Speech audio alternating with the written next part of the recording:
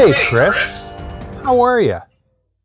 Rob, I'm really good. I got your "Hey Chris" there in loudspeaker for the first maybe millisecond, but that's okay because it shows exactly where we're at with this organic feeling. This Friday night edition of the Weekly Dose. Friday night. Isn't it awesome, Rob, that you and I can take time out when we're very, very busy? Very busy schedule, Chris. Very. Contemporary unbelievable. I can't even tell you what a crazy week this has been. Well, Rob, for me it has been super crazy. Yeah. Super crazy. Lewin has grown, I would say, half an inch, which enables him to climb onto the sofa, which enables him to climb onto the windowsill, which is more danger. Yeah, which means he can fall. He's 3 foot 4, can fall before. Which means we're going from a regular helmet to a full face helmet for him. Jesus, Rob, that's a great idea. He's got more bruises than I don't know what. He's just anyway. That's not photography news, though. I did take a beautiful photograph of him this week, but that doesn't count, I don't think, in many respects. Are we going to meet up soon, Rob? Or are we going to get back into the studio and do some shop? Well, I don't know if you heard the news about the studio. No. But after I painted it, you told me, yeah. We had a break-in. Yes. We had 2 pigeons break into the studio and wreak havoc for a day. 2 pigeons broke in? Sorry. It's unbelievable. It almost made me cry. The brand new, beautifully painted floor. Poo. And it is a disaster. Pooped on. Yeah. How did they get in? Well, I'm going to tell you. They pushed the window open. The window was open a little tiny crack, but they just managed to push the rest of it open, and they got in. Do you know what? There's part of me is happy for those pigeons that they got in. Can you imagine if they got in there? They probably thought what happened is they pushed the window open, died in the attempt, and they were in this beautiful white space, and it was pigeon. My dad used to call, my grandfather, by the way, was a pigeon man. He died because he got TB waiting out on the racing pigeons whenever he was 35. He was young. Wow. But my dad always called them pidgerings. So anytime you say pigeons, I just hear pidgering, which makes me smile. So I'm kind of happy for the pigeons, Rob. Well, you think about it, 2 of them. Yeah. 2. Yeah. Broke into the studio. Yeah. By themselves. Swag bags. The Bluetooth stereo was on. So I figured they connected with their iPhone, put on some nice Barry White or something. Cool. And they were, because this is breeding season. And the place was a disaster. It could have been an illegal rave, Rob. Maybe it just wasn't the pigeons. It was maybe lots of pigeons. Well, I only caught 2 red-handed, so who knows? They're the bouncers. They're the ones that got the... I can't nearly say something that would, again, reflect badly with the feminism, and I'm going to not do it this week. This week, I'm going to not go down the road of being 1960s, Chris. It's not happening. I'm going to be really, really smart with the whole thing. So, Chris, I got my grape juice handy. Sure. What's your first story? Rob, my first story, and I'll go a bit serious again because it's a story that I think, and again, it's British Young Photography. Do you know why? Because I hadn't really been... I've been following British Young Photography for a lifetime, but I kind of was dipping in and out, and I wasn't really paying attention, probably. There was other stuff in my mind, family and all that goth stuff takes over.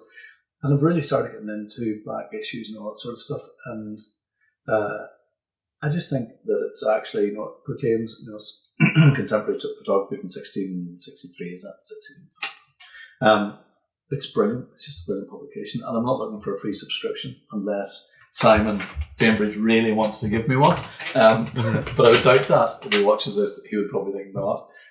But my first story is it's from the archive, and it's addressing racism and issues of representation through photography. It kind of follows on a wee bit from last week, and we get to go back in the archives and look at Carrie Mae Weems, Dana Scraggs, Lola Flash, and Mark Seeley, and it kind of gives you the BJP invite you to kind of go back in and revisit excerpts from interviews, and we get. I'll give you. I won't labour the point, but we kind of.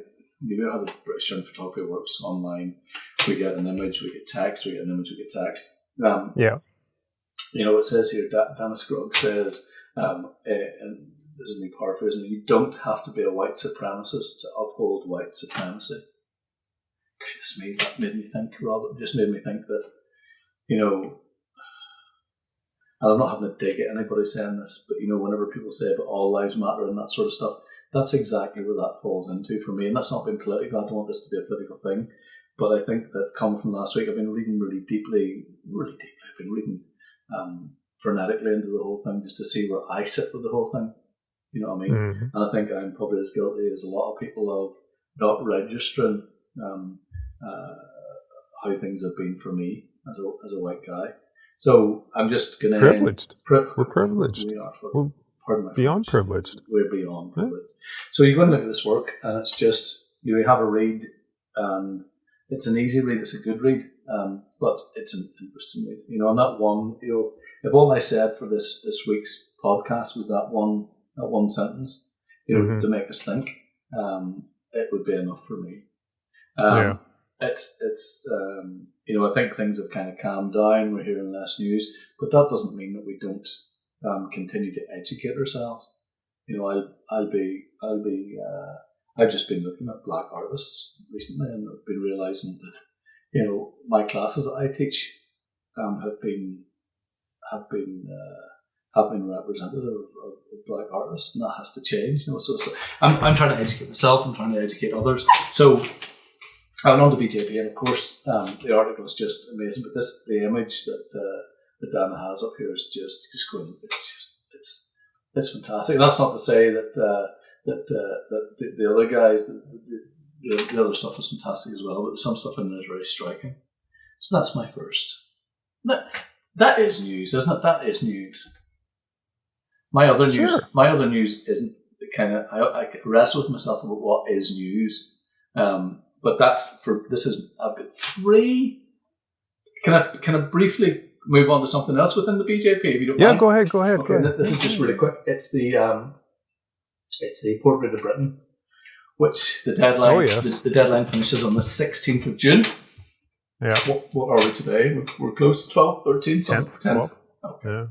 So we have a few more days. So for anybody thinking of entering this year, or, you know, have a look at the stuff, have a look at what's happened previously, and you know, have a think about maybe next year, which gives you a good year to gather your thoughts and stuff. If you have, you know, maybe a time to go through your archive of images and maybe think of applying. And of course, we know that we banged it on about the pound subscription for the quarter. Yeah, cheap. But that enables you to enter I think, just let me look and see. I think it is something like 10 quid for one image, and then it goes up from that up to 10 images, 25. But I'm nearly 100% sure if you join the 1854 membership, you get into that for nothing. So you pay the pound, it negates the fee. So, and I think, and the pound, of course, is because the guys are really deeply thinking about photographers during COVID, which is, you know, for Simon and the guys, that for me is I don't want to label the point, but it's you know, I've been thinking about all the things that people have been doing recently, all the stuff that I've been, you know, for the last 3 months that you and I have been talking about.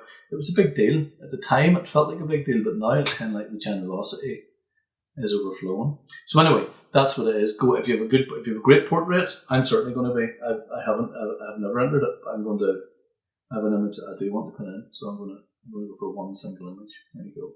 Wow, cool. Rob, what is your story?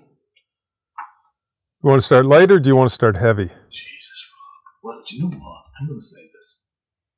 You are like plutonium and helium mixed for me. You know, sometimes we chat and you are deliberately heavy, and other times you're deliberately light. So I don't know. Let's go heavy. No, let's go heavy. Let's get the heavy out of the way. Roll it. Okay, a couple weeks ago, yeah, we talked about Instagram. Yeah. and how they were basically throwing their hands up with copyright and embedding other people's images into future articles and posts and features and outside of Instagram. Yeah. We had that story, the Mashable story, that Mashable wanted to buy this woman's photographs, but she said no. So they took her images off Instagram and embedded them into their story, and they won their court case. Instagram has turned around and said no. They've said that if you are going to embed somebody else's image, you need to absolutely make sure that you have the rights from that content creator to use that image. Hurrah. Yeah. So there you go, man. That's great news, Rob. And that is heavy. That's great news. I thought you were going to come up with heavy bad news. That's heavy. Yep. That's from them. So, you know. So what happens with the court case now? Can she sue them? No, she's done. I think she's trying to appeal. I think she's going to appeal. Yeah. Or she's trying to appeal. So we'll see how that all works out. But that's my heavy news for the week. Well, that's good. Heavy news for And it's a big thing. It's definitely a big thing. So because I've had that happen to me before. Yeah. So everybody, you know, keep your eyes open for that stuff. So what does that mean with regards to people using your, you know, whenever Instagram, you know, we have, you know, we not even hashtag, whenever we, you know, you find out that somebody has, because people do ask to use your images, you know, and essentially what they're doing is they're trying to promote their own page through yourself. You know, what happens if they do that now without, what recourse do you have? You can't sue people because you're not going to make a hell of beans. I mean, you can definitely do a DMCA takedown notice. Okay, yeah. I'm sure of that. Okay. But whether or not you can sue for damages, I think you'd have a lot to prove against something like that. Do you think that's where Run DMC got their... No, not at all. You sure? I'm sorry, Chris. Are you sure? No. Yeah, that was decades, Chris. What's You're a young man. You're a young man. I would never allow time travel. You know what I'm saying? Never. What does DMC mean, Rob? Do you know? Digital Millennium Copyright Association. No, I mean from Run DMC. Not. I know what that means. What does Run DMC mean? It's their initials. I know, but what does DMC stand for? Oh fuck. Well, Fudge. I don't know. TMN in Belfast. You know the tagging guys. You know that's the most nasty. I love. Most nasty. Now, somebody would be correct. No. But yeah, I'm going to look that up. I'm going to come back next week. You look that up. Bring it back to us next week. Okay. And I'll do my second story. Okay. Which is way down on the heaviness scale. It's much, much lighter. Oh, good. A couple years ago, I watched a fantastic documentary on Playton. And for some reason, Netflix has made it free on YouTube. No way. So you can now, down in the description, you can click on the link. Yeah. You can watch that Playton documentary. It's 45 minutes long for free. What's it called? Great. I lost you there for like 3 seconds. What's it called? What is it called? Rob, I'm glad you're like this tonight. I didn't do that to trick you, but I'm glad I have tricked you. God, I'm so tired after a full week. I'm exhausted. Rob, don't. I'm trying to fix my belt's nipped me. As we were speaking there, my belt nipped me. You know that nip, like a skin nip? So it kind of, I wasn't... Then you deserved it. I wasn't paying attention. You deserved that skin nip from your belt. Still happening. Your belt is talking to you. Your camera. belt is saying, Chris. Rob, I have lost weight from running. Good for you. I have lost weight from running. That's awesome. I look since, well, the viewers will know it. They can see my chisel hooks now. I look Playton. Even if you don't like him, okay, as a personality, his photography is definitely unique. You know what, Rob? And he's a dedicated photographer. I am trying still to divorce myself from meeting photographers that have annoyed me from their brilliant work. Yeah. It's difficult. It's difficult. I mean, Platon is sort of a decisive guy, right? Like you're either, one camp or the other camp. But I am definitely, I like the guy. I like what he does. Yeah, he can definitely rub you the wrong way every once in a while. I'd say you've been rubbed the wrong way. I can't say things like that. Christ almighty. I was rubbed the wrong way. I've upset the feminists again. Or have I? I'm overthinking the whole thing, aren't I? It's getting into my head now. I woke up the other night sweating that I'd said something that would annoy somebody. Rob, I'm going to be honest with you. My belt is. Can we cut? Can we cut? No. No, take your belt off. Just take your belt off. I can't take it because I'll look. Go ahead. Take your belt off. I'm not going to take. You know what happened actually? My button had moved round. Anyway, you don't want to know about that. Makes me sound less hot than I actually am.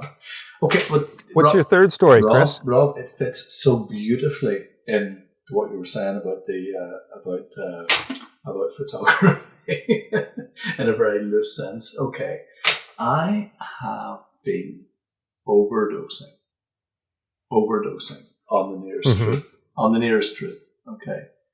Which is Brad Furhill. I look at this. Brad again. Brad, listen. I know Brad. Can't get away from Brad. He will never ever watch these, I'm sure, because they're so lowbrow compared to his highbrow. But anyway, I have been overdosing. Okay, overdosing on the nearest truth. American Silverbacks is one thing. You know I love it. You know where I sit in the whole thing. Mm-hmm. I read Purley because of my reading Purley. And I reread. Purley or poorly?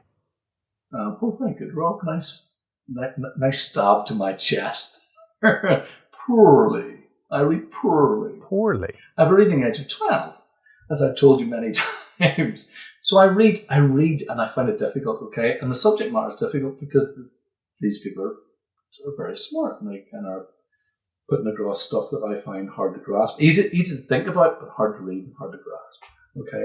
So then the nearest truth comes out, okay? The nearest truth is not, there's no reading to be had. I only have to listen. And I talked about this a few weeks ago. Okay. So this is Brad interviewing incredible people, okay? Generally, okay? So we have, let me just go through this list, okay? I'll go through a couple, okay? We have Mel Kandar, we have Roger Ballin, we have Max Pinkers, we have Roger Eberhard, we have Magic Daniels, we have Jack Davidson, we have Barbara Levine, we have Charlie Eggman, but then we come to John Davola, okay? And that is episode 19, so we're well in, okay? And I've been... Wow.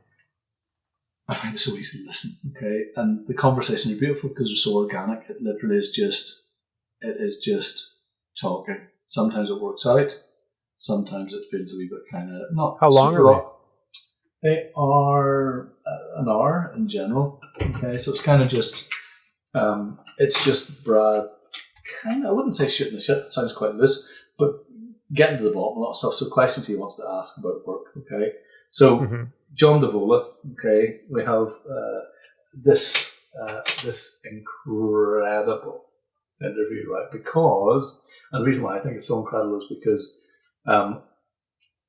Brad is a tiny bit respectful of Davola's work, okay, as am I. But I'm a tiny bit. You know, Jesus, it's just, I wouldn't say he's I would say he doesn't sound overly nervous, but he's definitely nervous. This guy is, he's University of California. He's made work that's just incredible. You go on his website. His website's kind of, I've been on his website for a long time, and it's kind of hasn't changed in a while. But he explains in this that somebody changed it from being Dreamweaver, and it's kind of it's a wee bit complicated for him. I think that's the gist of the whole thing. But you get a sense that doesn't matter to anything.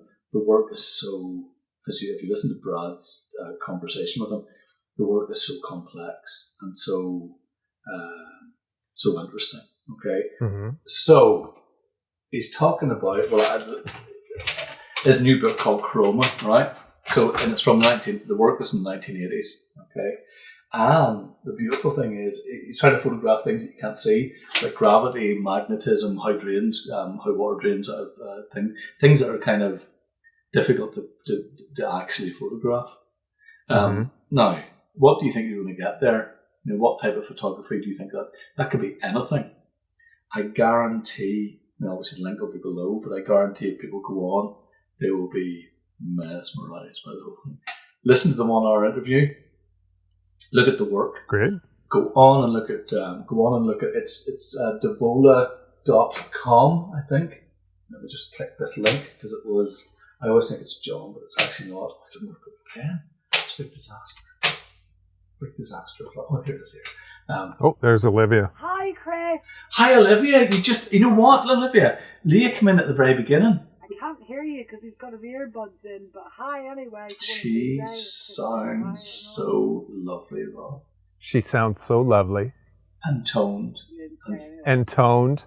God, I see what I did say it. Olivia, I did say it, he says. I did say it, and I'm proud to say it. I think Rob's putting words into your mouth. Anyway, bye, Chris. Bye. Fun. Bye. We've got Tesco's delivery shortly. At 9. At 9. Rob's annoyed. Rob, Leah came in at the very beginning. You'll hear it on the thing. She tiptoed in. She's not really speaking to me at the minute. So she tiptoed in, and I thought she was maybe going to come over and say something embarrassing live on air, right? But she didn't. She looked at me, gave me a look, and then walked out. But Olivia came in. Hi, Chris. Did you go to Enniskillen by yourself? No, I went with the whole family. Hence why we're not speaking. We are speaking, but because you were playing that podcast. There's elements of not. You're playing Brad's podcast on the way back. Listen to what Rob I'm going to say is I actually listen to it in my sleep. I'm not even joking to you. It's awesome. But listen to this here. Let me just go on. The written thing is an American Suburb X. It was done in April. Okay. Mm-hmm. This is a rejig of the whole thing. It's the work, and I swear to Christ, I can't. I'm already a fan of Devola's, okay, but this is just something else. I actually feel that I'm about to start out a new work, okay, and this stuff is so influential. I'm just looking at it, and I'm actually look at it right up. Great. I can't say enough about it. Send me the link. We'll put it in the description. I will send you the link. So I'm going to send you links to Juxtaposode magazine, his own website, American Suburb X, and of course Brad's new Nearest Truths. But listen, don't just do the Devola thing. Go in and look at go in and look. There's plenty of them. I sound excited. 28 to date, okay, of these hour-long interviews, and we have people like Michael Mack from the Mac Books. So it's important stuff. Is that news, Rob? I wrestled with myself with whether that was news. I've made that news. You're drinking. No, that's Lucky drinking out of the water bowl. Is it actually? Thank God for that, Rob. Way to go, Lucky. I thought you sounded as though you had a problem. Yeah, I'd have a drinking problem if I was drinking like that. Rob, what's your next story? This is my last story. You have one more after this? No, I don't. That's me. I gabbled. I could have held back a bit, but I didn't. I just gabbled. Okay, this is the lightest of all my stories. This is so light. This is beyond fluff because it was freaking hilarious to do this. Because I sent you the link earlier this week. You did. Yes. And it was so funny. But I haven't done it yet. Oh, you need to do it. Okay, so this is what's happened. So a Polish company has basically taken facial recognition and created a facial recognition search engine for the World Wide Web. Love it. So you upload a photograph of your face, and they will scan the web for your face. Anytime your face shows up, it will come up in the results. Does it get it wrong? It gets close. Oh my God. It's comedic. Get your partner, sit down on a Friday night or a Saturday night, Yeah. get a bottle of vino, Yeah. and enjoy yourself. Just upload goofy pictures, like random pictures throughout the ages of yourself. So I uploaded a photograph of myself. Rob, that could be potentially dangerous. Can you hold on 1 second, Chris? Yes. What do you want me to do? Rob, Hold on, Chris. Rob, no, I can't hold on. Hold on. I can't. The story's too good. Don't be giving any. Don't be doing sign language. Tesco's is early. They're going to be here in 6 minutes. Let's wrap up. Okay. So, anyways, We're really practically- funny. we're I practically uploaded my done. photograph, and they linked me to Michael McKean's character in Spinal Tap. I just turned up as the blonde, curly-haired guy in Spinal Tap all over the place. Rob, you have no idea how happy I was having a low moment. I actually genuinely was having a low moment. Which car keys? They're in there. All the car keys are in the cars. Okay. I got to go, Chris. You get to go. I got to go. I'm sorry. Oh man. I'll talk to you later. Okay, bud. Okay, Chris. It's been fabulous. Everybody, say goodbye. Oh, I have Bye. to go. Bye. Bye. I'm going to keep recording. Okay. Okay.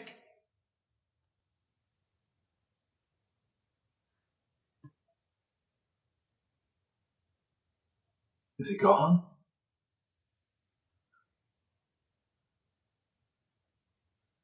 Okay, but isn't it? I hear you. I'm still recording so we can put this in. You know the bits you embarrass me with? This can be your bit. Okay, bud. See ya. Bye. Okay, cheers, mama. Bye. So I'm still recording because that was brilliant. Because what we got there was a really nice life moment where Olivia, because Rob, in fairness, is batting above his weight. Way, like I am, but Rob's way above his weight. So what's happened there is Olivia's come in. I flirted a wee bit, okay? It hasn't went down well. Rob felt insecure. He's had to go and sort it out. Best for me, it's the best ending ever. Rob's had to go and I've been left in charge.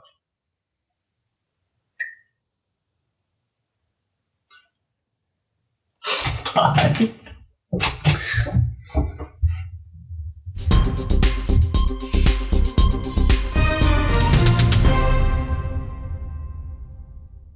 Audio is recording. And my video is about to record. Here we go. 3, 2, 1. Video is recording now. Yeah, me too. I'm going I'm gonna put you on speakerphone. You're on speakerphone now. 3, 2, 1. Okay, here. Okay. Off speakerphone. On speakerphone. Wriggly jiggly. And pour myself a You ready? glass of wine. What are you drinking?